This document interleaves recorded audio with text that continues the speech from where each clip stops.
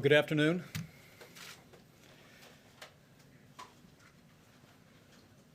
We just completed our second meeting this week with members of the White House Coronavirus Task Force, and we've continued. We've continued to be on the same mission we've been on throughout the course of this year, and that is to save American lives, and to work every day toward that day that we put the coronavirus in the past. I'm joined today, and you'll hear in a few moments from members of the White House Coronavirus Task Force, including those that are leading the effort of distribution, vaccinations under Operation Warp Speed. And I think you will be as impressed as I was at FEMA earlier today when I heard the detailed plans for the virtually immediate distribution of vaccines when they become approved and available to the American people. From very early in this pandemic, at the President's direction, we have followed an approach to this pandemic that was federally supported, state managed, and locally executed. And to that end, this past Monday, we completed our 41st conference call with all of the nation's governors, every state, every territory. There we spoke about our current circumstances where we see cases and hospitalizations rising, but we also continue to speak to them about the expansion of testing, the availability of supplies, and our ongoing efforts to continue to drive forward toward the development and the distribution of a vaccine for the American people. As we gather here today, with cases and hospitalizations rising across the country, President Trump directed us to host this briefing to describe the ongoing work of our task force and our partnership with state and local officials and our partners in the private sector to continue to put the health of America first. But first, let me begin simply by saying that our hearts and our prayers are with all of those families that have been impacted by the coronavirus over the course of the past 10 months. And let me say personally, not a day has gone by that I haven't thought personally about families that have lost loved ones, and I want to assure each of you that you will always be in our hearts and you will remain in our prayers. But we wanted to take this opportunity also to thank the American people for the extraordinary sacrifices that you've made over the course of the past 10 months. We've been through a lot together. We went through 45 days to slow the spread back when the positivity rate across this country was more than 20%. We managed to accomplish our objective. We slowed the spread, we flattened the curve, we saved lives. And then during the outbreak across the Sun Belt this summer, when we saw positivity rise to nearly 10%, the American people, officials at the federal and state level stepped up again, and we put that outbreak in the past. And even as we see help on the way, vaccines being developed at a historic pace, as I mentioned before, as we gather today, we are seeing cases and positivity rising across the country. But we approach this moment with the confidence of experience. We know the American people know what to do. We have forged a partnership that is truly seamless with state and local health authorities. And as we'll describe to you today, we've continued to work 7 days a week, all throughout this year and up to this very moment, to make sure the American people have access to the health care that we'd want any member of our family to have as we meet this pandemic. Now, cases are rising throughout the country. Positivity in the last 30 days has risen from an average of 5% to 10%. And to that end, we've continued the mobilization that began at President Trump's direction early this year. We increased testing from a standing start in the month of February to now. As of today, we've completed more than 170 million tests, and we continue to approve new tests, including an at-home test that the FDA just recently approved, and we're distributing more than 150 million Binax tests to schools and nursing homes around America as we speak. Our mobilization of supplies, you will hear described in great detail, continues to surge each and every day. We actually are able to track PPE and supplies on a hospital-by-hospital basis. And so we're carefully monitoring, we're working with state officials, with hospital administrators to make sure that our hospitals have the support they need. Also, as we gather, more than 140 clinical trials for therapeutics continue to be underway, but effective therapies are already available that are widely known among the American people. And for those over the age of 70, we're proud to report that we actually have decreased the fatality rate by more than 70% since those heartbreaking days of April. In May of this year, of course, as the President spoke last week in the Rose Garden, we launched Operation Warp Speed, focusing on accelerating the development, the manufacture, and the distribution of a safe and effective vaccine. And you'll have an update today on the progress from two of our leading experts and those that are coordinating Operation Warp Speed. What I want to say in the midst of all of this to the American people as we begin this briefing is that with the massive increase in testing over the last 10 months, with PPE and medical supplies and equipment that are available to the American people, with the medicines and the therapeutics, and very soon the vaccines that are available, America has never been more prepared to combat this virus than we are today.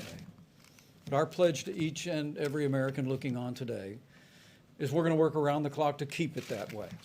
We're going to make sure that hospitals that are seeing patients coming in on an increasing basis know that we're going to work around the clock to meet that need.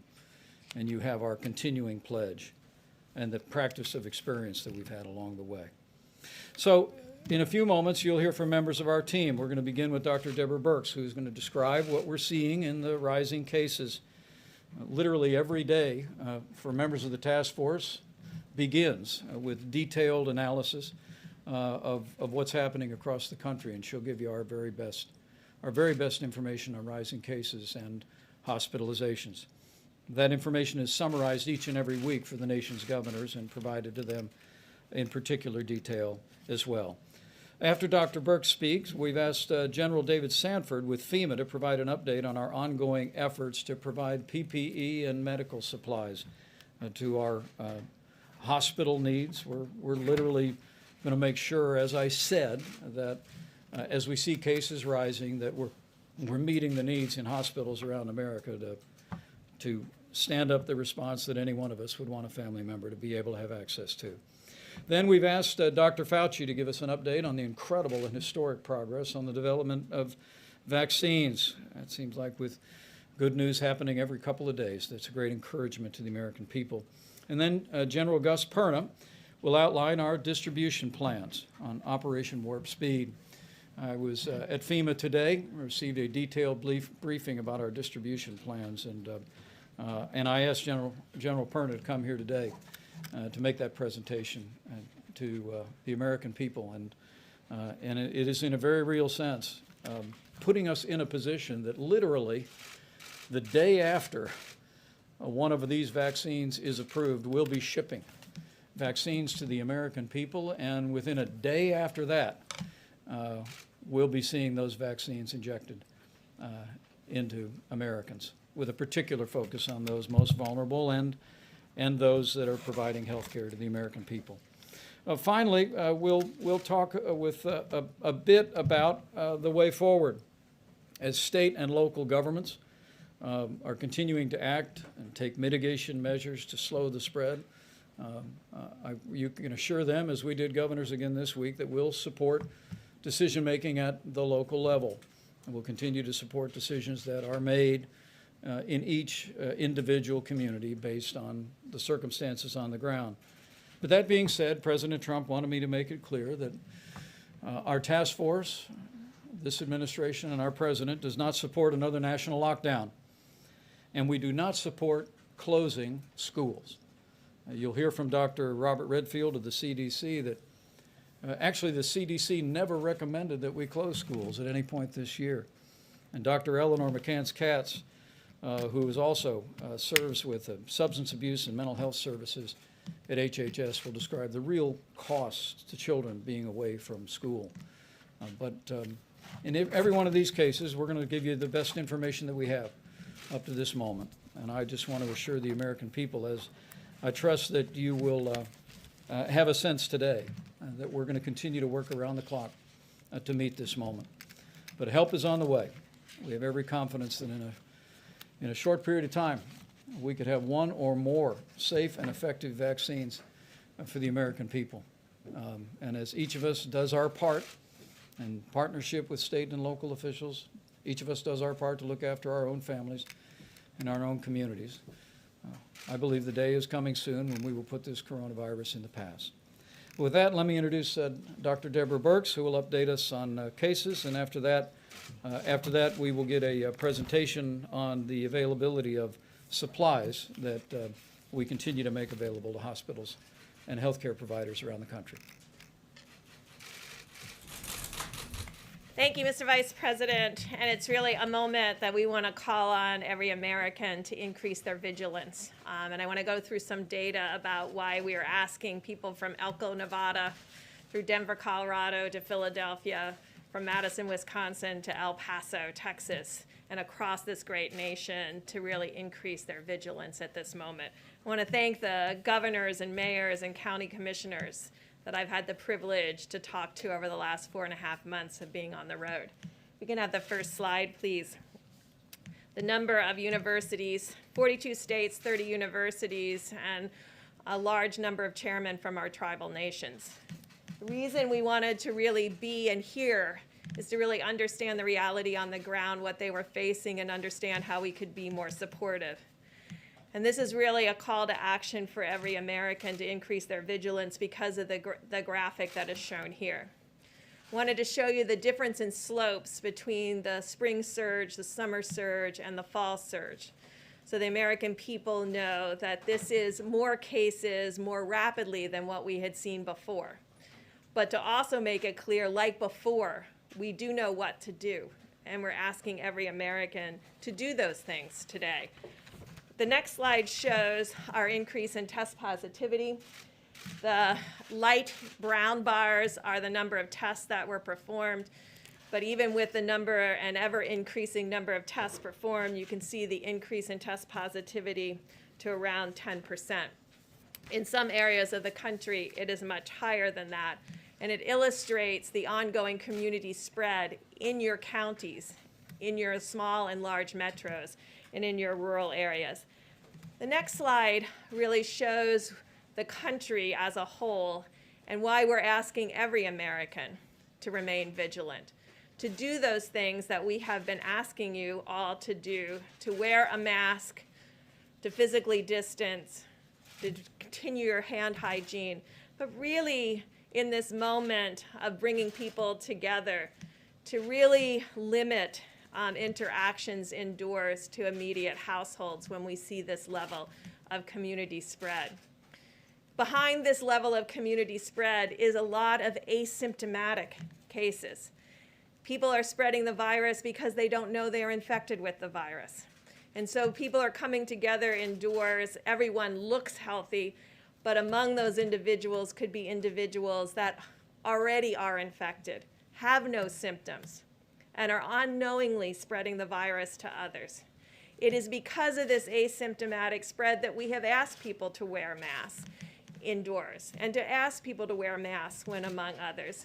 But sometimes when we go indoors and we're with friends and family, we just assume that if you look okay, you are okay. And now we know that over 50% of the individuals, particularly among those under 35, many could be infected and unknowingly spreading the virus. This virus increased so rapidly because there was an unusual cold snap that began in the northern plains and went down through the heartland, where in the end of September, beginning October, a large number of people moved indoors.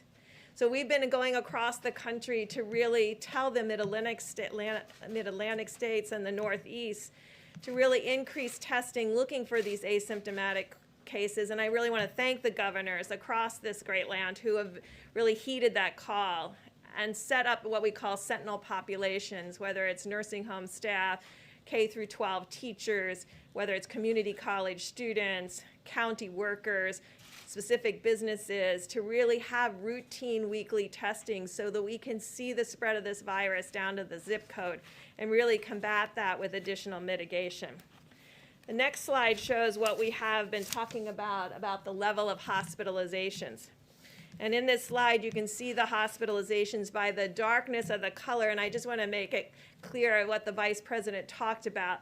We now can see every admission every day, and I want to thank the hospitals who from July have been sending us that data and improving that data and working with CDC so that we can see new admissions, we can see inpatient status, we can see ICU status, and we can see who's being admitted by age group. Right now, it's about 50-50 between those between 40 and 69 and those over 70. But you can see that we have some areas of the country in the hot red, bright pink. And these are the darkest red are those states that have more than 21% of their hospitals are COVID patients. And the light pink is between 16 and 20%. And the light orange between 12 and 15%. But you do see that there's still states in the green areas, and to all of those states that have not seen this surge, to really increase your testing among asymptomatics by setting up these sentinel populations. When we did the 45 days to stop the spread and we asked each state to follow the gating criteria, part of that gating criteria included looking for asymptomatic cases.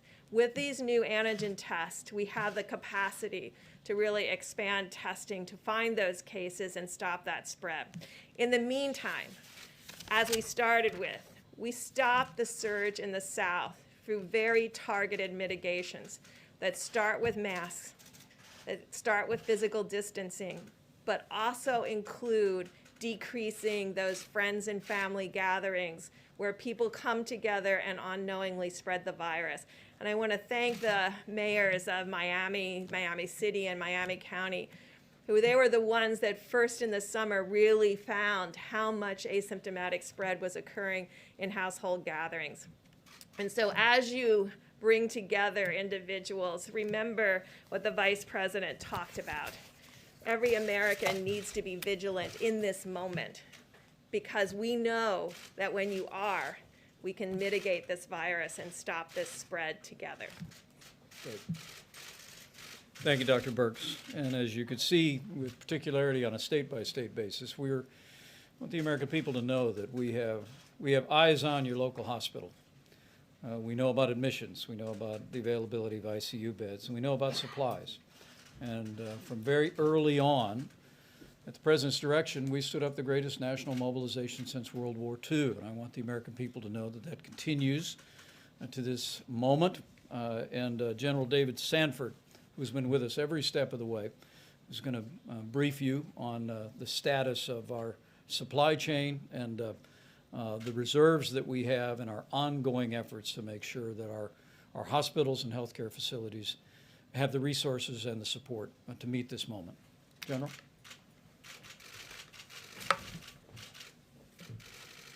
Mr. Vice President, thank you, sir. Dr. Birx, thank you, ma'am. So we are in a much better place and continue to improve upon that capability. You'll see from the slides behind me that we have continued to grow our national stockpile, but also our FEMA stocks to meet the requirements laid out by our states and by our populations. We continue to expand upon these to bridge the vaccine delivery to continue to protect our American population. Since the late summer, we have grown our personal protective equipment capabilities 10 to 15 times over what they were pre-COVID, and continue to grow capability to meet the surge requirements that we may expect from the current caseload. As you can see behind me, around the third column or fourth column, we have 4 months of surge capability based on current case diagnosis just for N95 masks. And we continue to grow that capability, more masks being added every month. The Strategic National Stockpile and our FEMA stocks are ready to be the backstop when our states require assistance. And that's all built upon a foundation of a strong domestic medical industrial base, something where we've been able to expand upon or build, in some cases almost from scratch, using our Defense Production Act and other CARES Act authorities to provide the capabilities for our American people, not just now, but into the future and for future crisis or medical events going down. We can go to the next slide, please. This is not done alone. We continue to work with our states on a recurring basis. Our FEMA administrator is constantly engaged with the governors or their staffs. We reach out to both our regional administrators, to the state medical or health department officials, and both to the emergency management officials in the state to find out what their needs are to help overcome their challenges and to grow the state's stockpiles. As that relates to our federal emergency management mandate of local execution, state management, federal support. As you saw in the previous slide, and as you'll see on this color-coded map, between our states and the federal government, we stand in a much better position than we were just a month ago, and certainly more than 4 or 5 months ago, to meet the surging PPE demands of our nation. And this is not something that we're sitting and continuing just to watch. It is something that we're continuing to grow upon and continuously analyze so that we can stay ahead of the increases and make sure that we're either procuring and we have a PPE on the way to meet the surging cases. I'll turn it over to Dr. Fauci and General Perna. Well done. Well done. With that, I'm going to invite Dr. Tony Fauci to come up and share his thoughts on the development of the vaccine, which is giving such great hope. But I trust that the panels that you just showed us encourage the American people to know that we're going to continue to work around the clock to make sure your local hospital has the resources and the supplies that you need to meet this moment. But I think we all know that we ultimately put this pandemic in the past the day that we have a safe and effective vaccine. We've been making historic progress through Operation Warp Speed with our private partners. And Dr. Tony Fauci and NIH have been absolutely integral to that. So I've asked Dr. Fauci to update you on the status of vaccine development. And then we will have General Gus Perna, who is coordinating the distribution plan for Operation Warp Speed, working with every state and territory in America to be ready on day one to distribute vaccines as soon as they're available, to give you a brief outline on that plan. So, Dr. Fauci. Thank you very much, Mr. Vice President.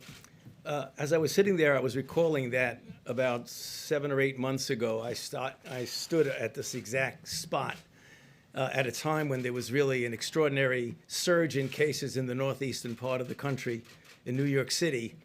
And I said that if the virus was left to its own devices, it would cause a considerable degree of devastation, because that's what pandemic viruses do.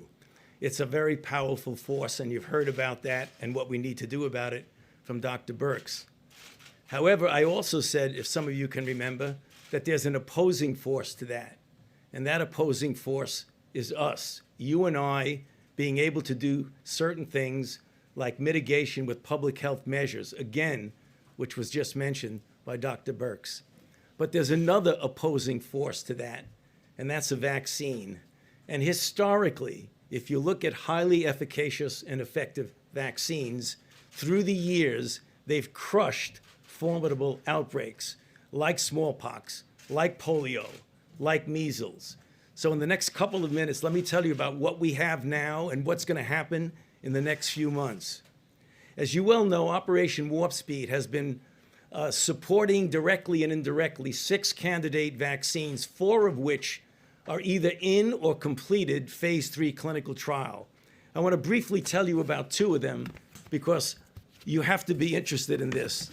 It is extraordinarily impressive.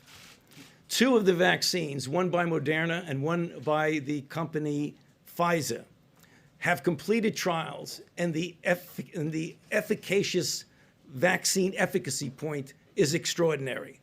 With regard to Pfizer, it was 95% efficacious, not only against disease that's just clinically recognizable disease, but severe disease. There were 10 cases of severe disease, 1 in the vaccine, 9 in the placebo. For the Moderna trial, it was 94.5% efficacious. 11 severe events, 0 in the vaccine, 11 in the placebo. For those of you not acquainted with the field of vaccinology, that is extraordinary. That is almost to the level of what we see with measles, which is 98% effective. So that's what we're dealing with. The question is, what about how that is going to be rolled out? I use the word efficacious That means what happens in a clinical trial. The word effective means is what the ultimate impact of that vaccine is going to be on society. And the only way you can get an effective program is when people take the vaccine. And we're going to be talking to you about that. And I hear a lot now when we made these announcements this past Monday and then 2 Mondays ago about some reticence of people. Well, did you rush this? Was this too fast? Is it really safe? And is it really efficacious? The process of the speed did not compromise at all safety, nor did it compromise scientific integrity. It was a reflection of the extraordinary scientific advances in these types of vaccines, which allowed us to do things in months that actually took years before. So I really want to settle that concern that people have about that. What about the decision of the data? Who looked at the data? Was that some force that was maybe trying to put something over on you?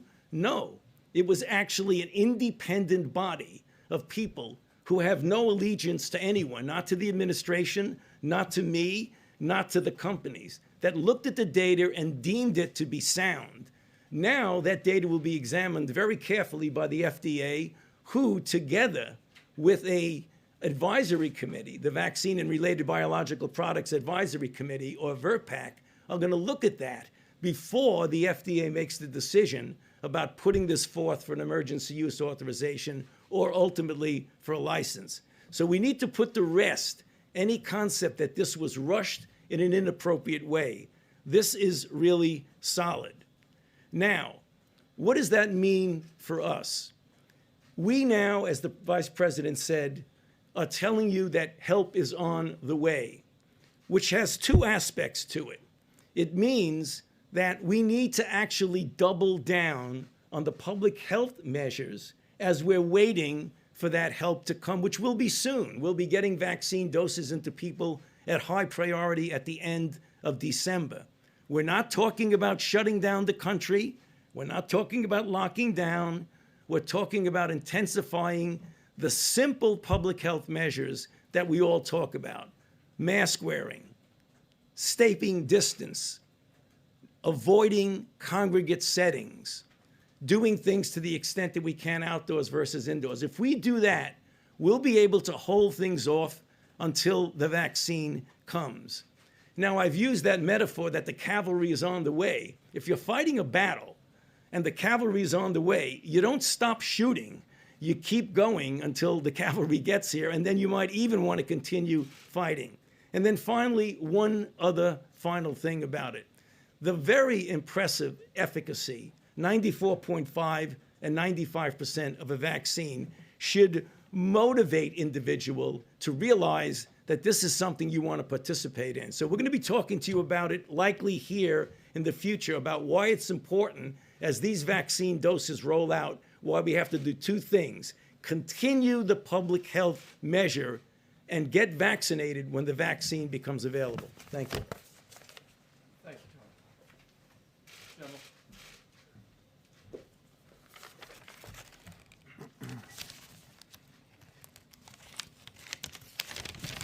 Excuse me. Mr. Vice President, thank you very much for this opportunity. So I've been asked to highlight our way ahead on distribution of the vaccine, as just talked about by Dr. Fauci and before that, Vice President Pence. You know, we are here today because our mission was clear. And our mission to Dr. Moncef Slaoui, my co-leader, and really heavily responsible for our success, we are here today because we focused on developing, manufacturing, and distributing a safe and effective vaccine and therapeutics to the American people. Our purpose is really clear: save lives. And it has driven us to this end state, and that's why we're here today. A couple things as we got started in our planning. I will tell you that the planning began almost immediately following our ceremony in the Rose Garden on 15 May. That Monday, we started talking development, manufacturing, and distribution. It's not a thought that we've had in the last 2 weeks. It's required extensive planning and detailed work by a collaboration of individuals, which I'll talk about. A couple of things we decided up front. One, we were going to be able to deliver the vaccine within 24 hours after EUA. That is distribution to the entire United States of America, to include territories and metropolitan cities. 2, we started with a foundation of expertise. The CDC is the very best at planning and executing distribution of vaccines. We took their core competency and we aligned it with the capability of planners, project managers, and those who could run campaigns. And together, this organization has come up with our strategy for distribution. Third, we took the capacity of the industry, commercial industry, and we brought them into the fold. We wanted to utilize the capability and the capacity that is already established in America, that has a proven track record, that knows how to distribute vaccines, that understands the nuances of ultra cold chain requirements. We knew if we brought Pfizer, Moderna, McKesson, UPS, FedEx, CVS, Walgreens, and hundreds others together, that we would come up with the best solutions, because innovation towards our end state was our only care. It wasn't about egos and it wasn't about credit. It was about how do we solve this complex problem. It was clear immediately following our initial meetings with industry that we had to have full collaboration, to my fourth point, with the jurisdictions and the states. They had to be a big part of our planning sequence. So together, OWS, CDC, industry, and the states and jurisdictions came up with the plan that I'm going to talk to you about here shortly. It is the effort that is almost so common that you will recognize it, because we do it every year. We do it when we distribute influenza vaccines. We do it when other vaccines are being distributed. The difference is now we're pushing mass volume of a new vaccine. And so we needed to have a strategy that was collaborated at all levels with all organizations in order to execute. The last thing we needed to do was we had to create a system to see ourselves. We had to be able to see inside of every territory, state, metropolitan city, understand where the vaccine was, from fill-finish site to distribution warehouses down to administration sites. So not only could we maintain the flow of vaccine, but we could account for vaccine that was being administered. That way, we can keep the flow to the American people in a steady drumbeat. As we go forward, first slide, please, we will distribute the vaccine accordingly. I direct you to the right side of the slide. This is our end state. This is where we want the vaccines to be. We want the vaccines down at the places where the American people are comfortable, at our hospitals, our doctors' offices, down at CVS, Walgreens, down at the long-care healthcare facilities, places where people are comfortable going. So that's where we started, end state. Then we went back to Pfizer and Moderna. We laid out the guidelines that I gave you, and with the collaboration of them and the commercial industry for distribution, we came up with our plan. It's relatively simple. We take the Pfizer vaccine. They are capable of distributing on their own. They will utilize FedEx and UPS in order to execute distribution. Simultaneously, we will ship ancillary kits, needles, syringes, alcohol wipes, and the diluent required for the vaccine to meet the vaccine at the end state facilities that we're talking about. For McKesson or for Moderna vaccine, what we're going to do is we're going to meet up the vaccine with the ancillary kits at a distribution warehouse. We're going to put them together, and then we're going to distribute through FedEx and UPS down to our administration sites. So, in simple terms, we're taking it from fill finish. We're bringing together all the requirements for administering the vaccine, and then we're sending it down to the distribution sites. Any place that a state wants to administer the vaccine, as long as they're enrolled, right, into our process, we can distribute the vaccine. We can distribute the Pfizer vaccine at a minimum of 975 doses and the Moderna vaccine at a minimum of 100 doses. We can go to one place in the state or we can go to 10,000 places in the state. The capability and the capacity exist because we came together in a whole of America approach. It is this effort that I can look you in the face and say to you, EUA comes, 24 hours later, vaccines will be distributed out to the American people and be ready for administration. To this end, our mission is, as I stated, safe and effective vaccines to the American people, and we need to do it in the most timely manner possible because it is all about lives. Thank you, Mr. Vice President. General, how many kits have already been provided? Mr. Vice President, we already have over 1 million kits of both the kits that we'll need for the Pfizer vaccine as well as the Moderna vaccines. Different.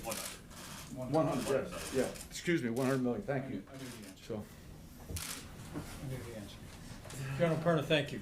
And as he said, from the time President Trump announced Operation Warp Speed, General Perna and his team have been working literally around the clock to build the distribution plan that you see that's in effect. And I hope you all heard that. I asked him how many of those kits have already been manufactured for merging with the Moderna product, and they've already assembled 100 million kits that are ready to go, and that's the supplies that are necessary for administering the vaccine. I must tell you, having received my latest briefing today over at FEMA from Operation Warp Speed, I think every American can be proud of the fact that we have a plan in place. That the moment that the FDA concludes that vaccine is safe and effective, we have a system in place to begin within 24 hours shipping that vaccines to hospitals, healthcare facilities, and 24 hours after that, literally injecting that vaccine into Americans. And we'll also be continuing to develop the prioritization, working with states about their plans, and maybe Bob Redfield of CDC will reflect on that as well in a moment. CDC will create a recommendation for priorities of who's to be immunized, but if history is a teacher, we know that we'll focus on those most vulnerable. We'll focus on our healthcare workers and first responders at the early going. But it's truly inspiring to me to see the incredible work that Operation Warp Speed has done. And General Perna, I want to thank you for your dedication. With that, as I said, we've continued from the very beginning to operate an approach at the federal level that is federally supported, state managed, locally executed, and we'll continue to respect decisions that state governments are making in efforts to slow the spread. But to be very clear, President Trump has been very clear that we do not support another national lockdown and do not believe it is necessary. I think Dr. Fauci actually reflected again on we're not calling for a national lockdown, and we won't. But beyond that, there have been some actions taken in jurisdictions around the country with regard to closing schools. I wanted the American people to know that it is the position of this task force, of this administration, and of the CDC that we do not need to close our schools. I want to invite Dr. Redfield to come forward to speak about that, but I want to emphasize what he's reminded our task force of many times, that actually at no point in this pandemic has the CDC ever recommended closing schools. And the more we've learned about this virus, the more it's simply affirmed that. We think our kids belong in the classroom. We're absolutely committed to continue to provide resources so our kids, our teachers, our administrators can safely get back to school. But with that, let me introduce Dr. Redfield, and with him, Dr. Eleanor McCants-Katz at HHS, who is an extraordinary leader. She's going to speak about the unintended consequences of shutting our kids out of the classroom around America. And then I'll have the Secretary have some closing remarks. Dr. Redfield. Thank you, Mr. Vice President. I think it's important first for me to emphasize what you've heard already is that we're not defenseless against this virus. Mask works. Social distancing works. Hand washing works. Being smart about crowds, particularly indoor, works. It's strategic use, as Dr. Burke said, of testing to identify the silent epidemic, to identify the asymptomatic infection so that they can be pulled out of the transmission cycle works. Another point that I want to make is that we need to follow the data. We should be making data-driven decisions when we talk about what we're doing for institutions or what we're doing for commercial closures. For example, as was mentioned, last spring, CDC did not recommend school closures, nor did we recommend their closures today. I will say back in the spring, there was limited data. Today, there's extensive data that we have. We've gathered over the last 2 to 3 months to confirm that K through 12 schools can operate with face-to-face learning, and they can do it safely, and they can do it responsibly. The infections that we've identified in schools, when they've been evaluated, were not acquired in schools. They were actually acquired in the community and in the household. Today, as Dr. Burke said, our big threat for transmission is not the public square. It's small family gatherings where people become more comfortable. They remove their face mask and they get together, and it's this silent epidemic that begins to transmit. But it's not inter-school transmission. The truth is, for kids K through 12, one of the safest places they can be, from our perspective, is to remain in school. And it's really important that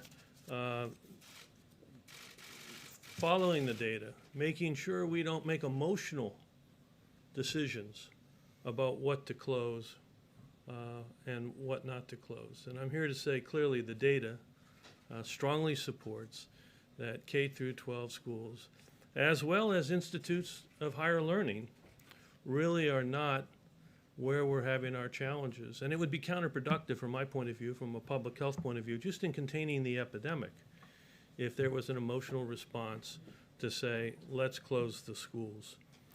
Finally, I wanted to echo what has been said by the Vice President and Dr. Fauci, is we are seeing the light at the end of the tunnel, where we are to now.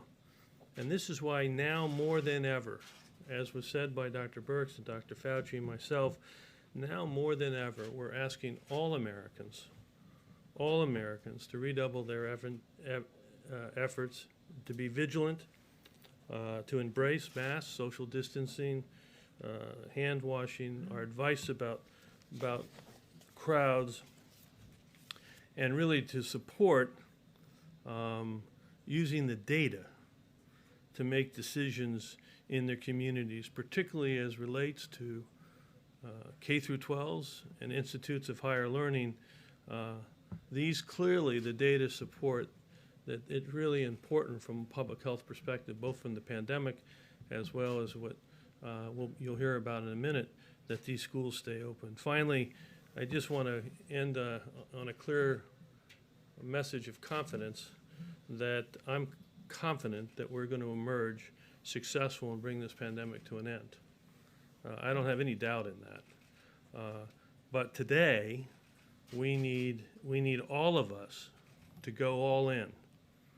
Go all in with face coverings, social distancing, hand washing, smartness about crowds, doing our part to help identify the silent epidemic. And I have confidence that at the end of the day, we're going to get a very achievable goal, which is to get this pandemic under control. Thank you, Mr. Vice President. Thank you.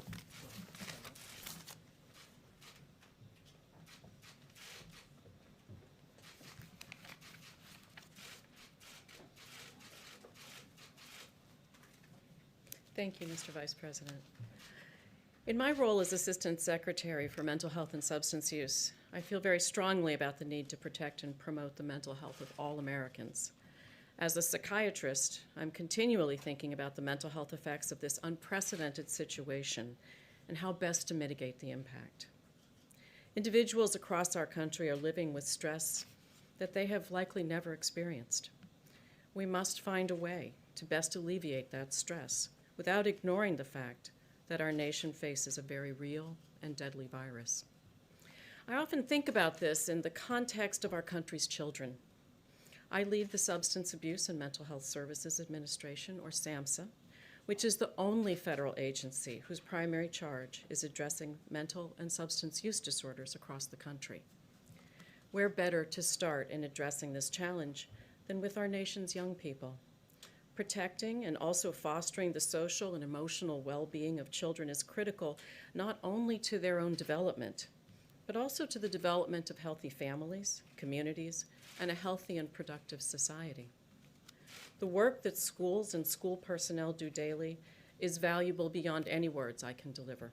We know that in addition to education, schools provide our children a profound sense of security and stability. The structure and safety of schools are integral to our children's whole health. The role of the school cannot be overstated. However, we also cannot overstate the need to address the fear, uncertainty, and safety considerations with returns to school. I understand that parents and teachers may feel great anxiety. That is why we must put into place the safety measures we know work. We must use masks. We must enforce social distancing. We must employ creative and innovative ways to limit the number of children and teachers in the building at any given time. There are tools we have, and we must think through how best to use them to keep our schools open. We know that over 7.4 million children in this country live with serious emotional disturbances, and over 60% receive services from the school system. We know that children with disabilities are losing ground with the closure of schools. We know that millions of children across the country are experiencing child abuse and neglect that goes undetected due to lack of contact with school personnel who serve as mandatory reporters. We must work together to address these issues. I believe strongly that we need schools to open in communities whose data indicate it's safe to do so. But we cannot forget the protection of our teachers and school staff. If they don't feel it's safe to return to work, it will not help to open schools. We must ensure that teachers, school staff, and parents are engaged in the solutions that we ultimately choose. Just as I'm suggesting that we engage our teachers, I suggest also that we recognize the very real mental health considerations of what you may have heard called pandemic fatigue. The engagement of Americans all over the country in slowing the spread of the virus is a strategy I think we should all consider. Again, we know masks work, but we know that some Americans aren't sure and may not be as compliant as we'd like. This is gravely frustrating for local officials, but rather than punishing or sanctioning, what if we employ a different technique? What if we recognize the psychological aspects of the fatigue and try to reinforce positive behavior with rewards rather than solely sanction what we deem to be bad behavior? For example, we know that compliance on college campuses has been a challenge, and individuals in this age group are a potential source of spread. What if colleges implemented a random reward system for mask wearing? This could be as simple as implementing a small gift card being given out to a student wearing a mask. This technique, known as contingency management, has had great success in the behavioral health care treatment communities. I offer it as a consideration which acknowledges the psychological aspects of our life's changes. I want to conclude by saying that the physical effects of coronavirus are very real, and this virus has brought along with it stress, anxiety, and fear that you may have never felt before. COVID-19 has brought devastating loss of life to families across the nation. In addition to those who have lost lives to the infection itself, there are those of you who have what I call COVID-related deaths in your family. These are not deaths by infection, but death by suicide or death by drug overdose during this pandemic. Please know that we have not forgotten you or your loss. Your loss is great, and my job is to do all I can to prevent additional families from experiencing that loss. To the parents and teachers who are afraid and confused, that fear and anxiety is real and it's stressful. To the people who are without a job and unsure of your next steps, your stress is real too. The stress of this situation can often feel too great to handle, and we take very seriously the need to ensure that all Americans know that there is help and there's hope. We are doing all we can to ensure that the mental health care system in our nation remains open and ready to serve. As you struggle with these great stressors, especially during the holiday season, please try to stay connected to loved ones. Please reach out to friends and family. And please know that SAMHSA's National Suicide Prevention Lifeline is available to help at any time at 800-273-8255. That's 800-273-TALK. Your mental health is critically important, and we want to do all we can to protect it.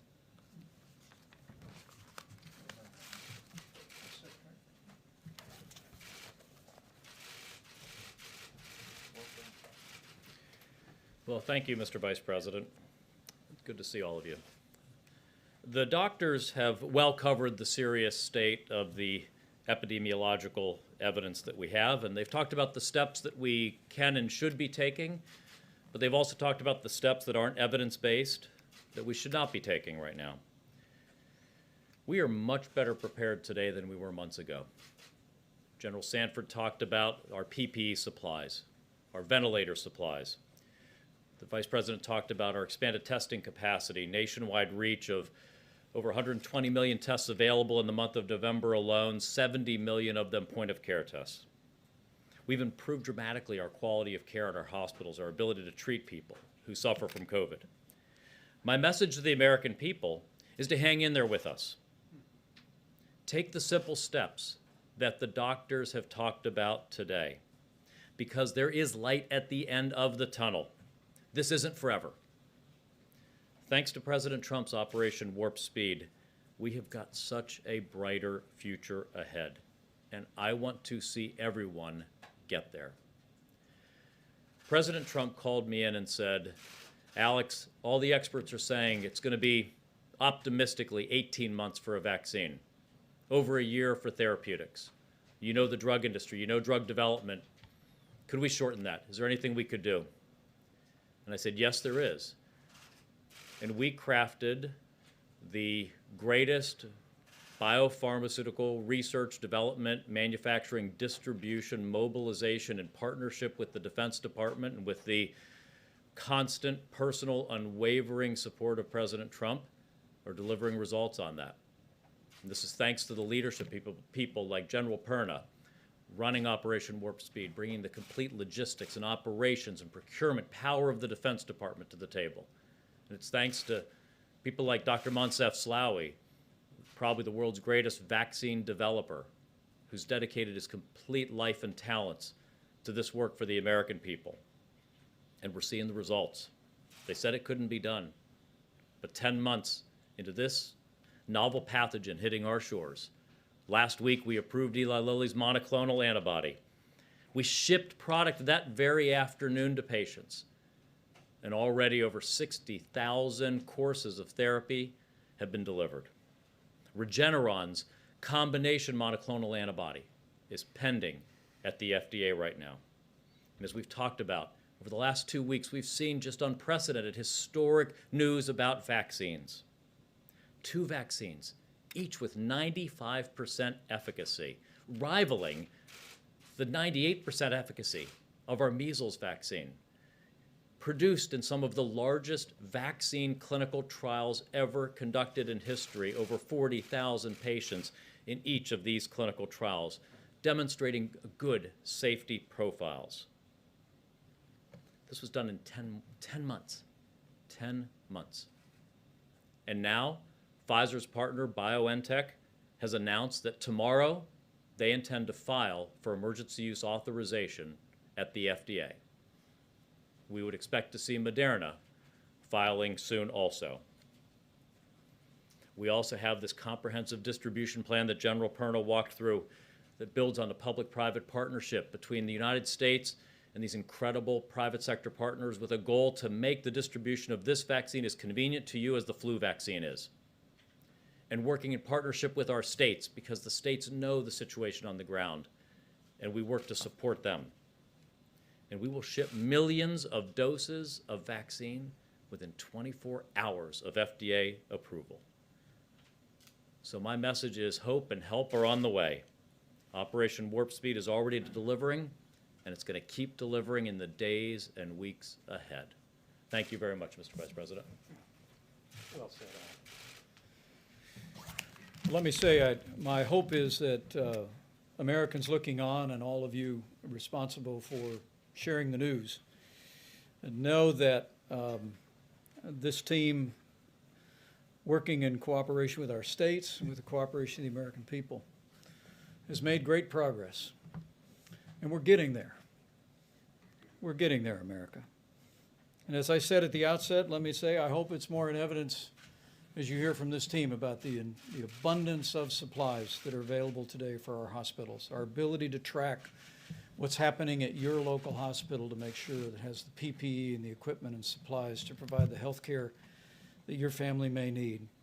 I hope as you heard about the extraordinary distribution plans of Operation Warp Speed and the confidence that Dr. Fauci expressed today, and the news that one of those research companies is going to submit an emergency use authorization tomorrow on the very first vaccine, that we are literally, we could well be just a matter of a few short weeks away from a vaccine being available across this country for the most vulnerable among us and for those that are caring for them in our hospitals and our clinics.